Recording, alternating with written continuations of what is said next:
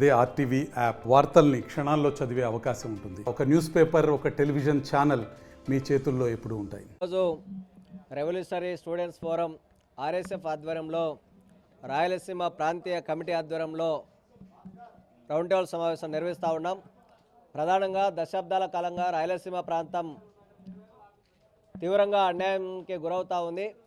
ఇవాళ రాయలసీమ పాలకులే ఈ ప్రాంతాన్ని పరిపాలిస్తూ ముఖ్యమంత్రులుగా, ప్రధానమంత్రులుగా, ఎమ్మెల్యేలుగా, ఎంపీలుగా గద్దెనెక్కిన తర్వాత రాయలసీమ ప్రాంతాన్ని పూర్తిగా విస్మరించి ఇవాళ నిధులు నియామకాలలో ఇవాళ రావాల్సినటువంటి పరిశ్రమల్లో ఇవాళ పాలక వర్గాలు నిలువున మోసం చేస్తూ ఉన్నాయి. పక్కనే ఉన్నటువంటి ఉత్తరాంధ్ర, కోస్తాంధ్ర మీద ఉన్నటువంటి ప్రేమ ఇవాళ రాయలసీమ ప్రాంతం మీద లేదు. ఇవాళ అన్ని రకాలుగా ఈరోజు వైద్య రకంగా కానీ, లేకపోతే విద్యారంగంలో కానీ, పరిశ్రమలు తీసుకురావడంలో కానీ ఈ ప్రాంతంలో విభజన చట్టం చెప్పినటువంటి కడప స్టీల్ ప్లాంట్తో సహా ఈరోజు ఉన్నటువంటి రాయలసీమ కేటాయించినటువంటి 3 మెడికల్ కళాశాలల వరకు రాయలసీమకు తీవ్రంగా అన్యాయం చేస్తూ ఉన్నారు.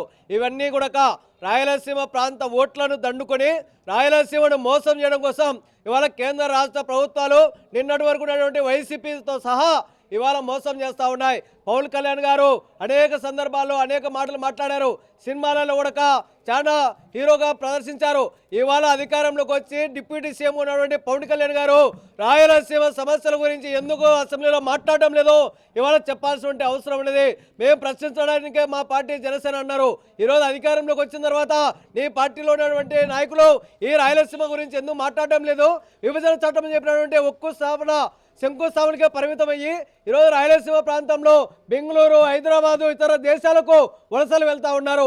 ఈ ప్రాంతంలో కరువు కాటకాలతోటి నిత్యం వలసలు, ఆత్మహత్యలు, నిరుద్యోగంతో అల్లాడుతున్నటువంటి నిరుద్యోగులు లక్షలాది మంది ఇవాళ పొట్ట చేత పట్టుకొని ఇతర దేశాలకు వెళ్తూ ఉన్నటువంటి పరిస్థితి ఉంది. అందుకనే చంద్రబాబు నాయుడు గారికి రాయలసీమను మోసం చేయడం ఇదే కొత్త కాదు. మేము అందుకనే చంద్రబాబు నాయుడు కూడా అడుగుతా ఉన్నాం, ఈ ప్రాంత అభివృద్ధికి ₹1,00,00,000 కోట్ల ప్రత్యేక ప్యాకేజీని ప్రకటించాల్సిన అవసరం ఉంది. ఈ ప్రాంతంలో ఇచ్చినటువంటి ఏవైతే 3 మెడికల్ కళాశాలలు ఉన్నాయో వాటిని ఈరోజు ఇబ్బంది పెట్టేటువంటి పరిస్థితి చేస్తూ ఉన్నారు.